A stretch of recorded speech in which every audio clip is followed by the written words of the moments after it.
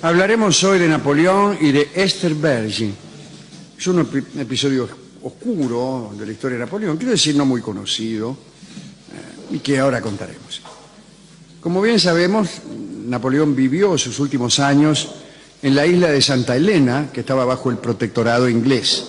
Allí, custodiado por ingleses y acompañado por algunos de su séquito, Napoleón tuvo amores, algunos de los cuales ya hemos mentado. En aquella isla de Santa Elena pasaban cosas extrañas. Los franceses, que compartían el destierro de Napoleón, se divertían con las esclavas de Jamestown, que era la capital de Santa Elena. Las mulatas, en las cuales recaía la elección de los compañeros de Napoleón, sentían una especie de vanidad, ¿no? Algunas incluso no querían hablar más que en francés. Daban preferencia a los visitantes. Claro. ¿No? Lo cierto es que disfrutaban muchísimo los encuentros con los exiliados franceses.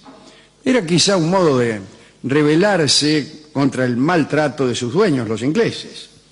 Y en algún caso los marinos ingleses eran desdeñados por sus propias servidoras. Y bueno, desde luego estaban furiosos. Una noche en una taberna del puerto, donde paraban marinos ingleses y franceses, una mulata hermosa y muy querida llamada Esther Bergy osó declarar que los súbditos de Napoleón eran los mejores amantes de la isla y que solo amaría a ellos. Atención, La idea de que aquella seductora muchacha concediera a los franceses algo que pertenecía por derecho a Inglaterra enojó todavía más a los ingleses. Se levantaron entonces, recordemos que estábamos en una taberna, con la intención manifiesta de hacerle olvidar mediante un castigo ejemplar el recuerdo de cualquier abrazo francés. Los marinos franceses saltaron a su turno, se produjo un barullo tremendo, volaron botellas, vasos, taburetes, hubo 3 muertos y 21 heridos en aquella bronca. Después de aquel escándalo, Esther Bergy, sería porque, sí, es Bergy porque es de habla inglesa, ¿no? Pasó a servir a la señora de Montholon, un tipo difícil este Montholon, ya hablaremos alguna vez. La señora de Montholon, que era una dama del séquito de Bonaparte en la isla. Creo que hemos hablado de Montholon, también de la mujer, y quizá hemos hablado de las sospechas que recaen sobre Montholon con respecto a la muerte de Napoleón allí en Santa Elena. Pero el caso es que un día Esther aparece y revela que está embarazada. Señora, estoy embarazada, dijo la morocha. Esta noticia no tardó en causar una gran preocupación entre los desterrados, quiero decir, entre los franceses. Esther, que tenía costumbres muy ligeras, había estado en realidad en diversas camas muy importantes. Se la consideraba la amante habitual de Marchand, el ayuda de cámara de Napoleón. Pero no era imposible que hubiera intentado consolar incluso al emperador en algún momento. O al menos esa era la opinión de los ingleses. Los ingleses decían que la mujer de Montholon había contratado a Esther Bergy para ponerla cerca a Napoleón, mientras que Marchand hacía de tapadera. Es factible que Esther haya sido amada por muchos y que entre todos ellos figurara Napoleón. Podría ser. Pero aunque nadie tuviera certezas de si había que atribuir una paternidad, era lógico que fuera otorgada al más importante de los amantes, solo por un deslizamiento del sentido común. El asunto fue que aquel embarazo puso muy nerviosos a todos los habitantes de la isla. Todos pensaban que Napoleón iba a tener otro bastardo.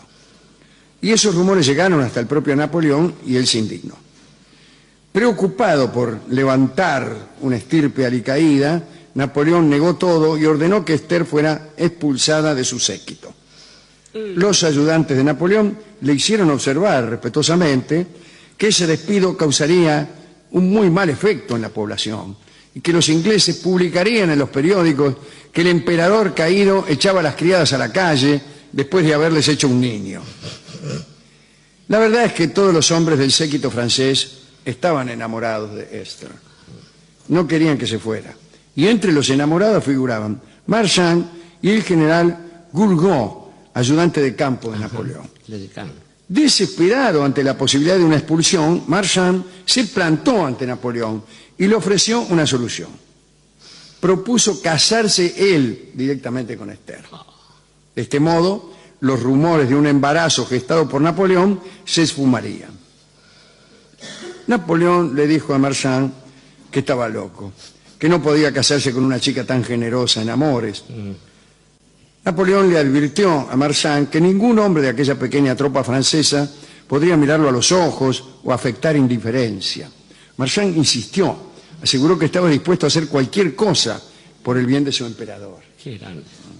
Napoleón prometió pensarlo.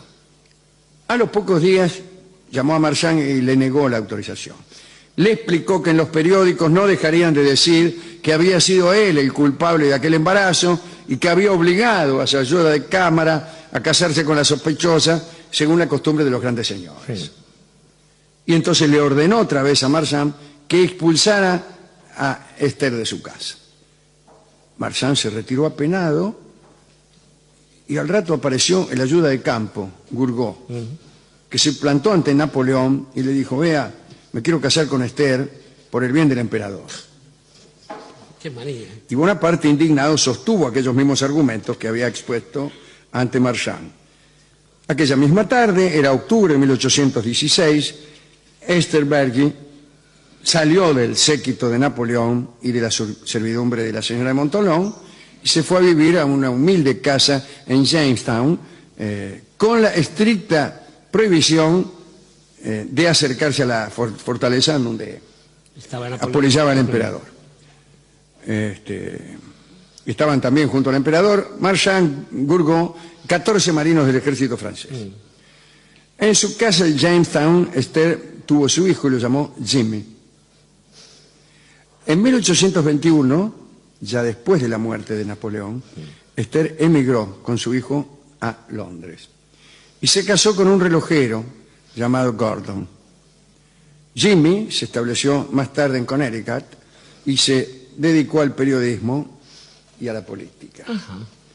Le decían el Napoleón negro porque era el vivo retrato del emperador. Y las personas que no estaban al tanto de su nacimiento o lo veían por primera vez se quedaban asombradas por el parecido.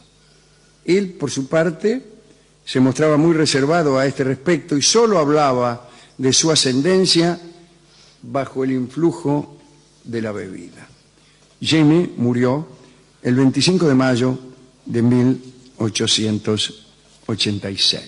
Esta es la historia que queríamos contar acerca de Esther Bergy y de lo que pasaba con los franceses en Santa Elena y de los celos nacionales que suelen existir. Es una forma más de las tantas supersticiones xenófobas, ¿no?, que existen por ahí, ¿no? Esto que se escribe, poner los amantes, los franceses son mejores amantes. Claro, claro. Los ingleses son más bolerosos que los belgas son mejores billaristas que los checos y todo así. Eso es una porquería. ¿A quién queremos dedicar eso? Es curioso esto, Alejandro, porque se atribuyen nacionalidades a ciertas cosas que no las ameritan. Se habla del beso francés o del vicio inglés, y seguramente hay muchas personas que comparten esas costumbres sin importar la nacionalidad. Pero entre ingleses y franceses hay una vieja pica.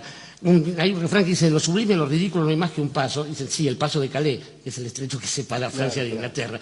Pero respecto de esta cosa de la genealogía, hay que ver que el gran emperador Napoleón Bonaparte, a quien mucho queremos por aquí y respetamos, había fracasado en eso, justamente, en tener descendientes. Había tenido un hijo con María Teresa, el llamado rey de Roma, que había muerto de pibito. Sí, le fue muy mal.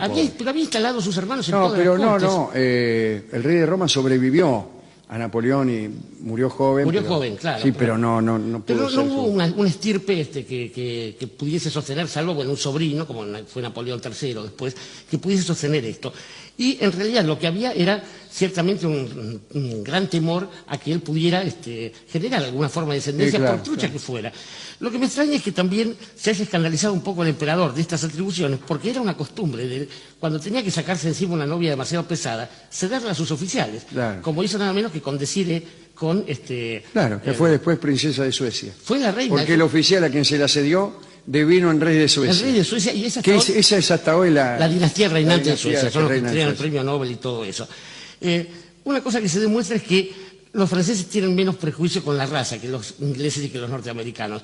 Desde Alejandro Dumas hasta Jimmy Gordon, efectivamente podrían haber sido engendrados por un emperador. Pero lo que pensaba es que en esa sociedad las palabras importaban, e importaban mucho más en torno de un emperador derrocado, pero sobre todo temido, con lo cual no se le podía decir Sire o Su Majestad.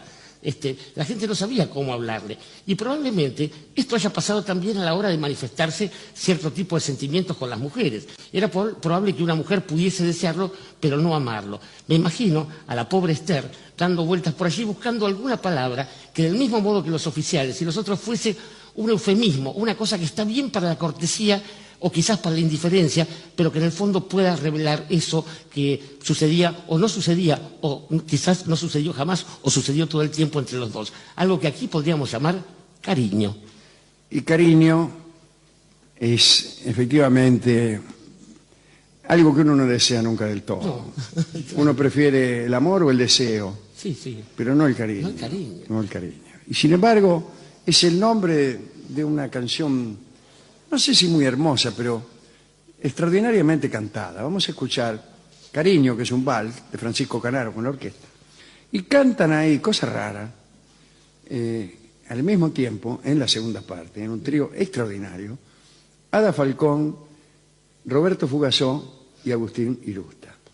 Así que hay una hermosa segunda parte de la canción por la armonización que se utiliza.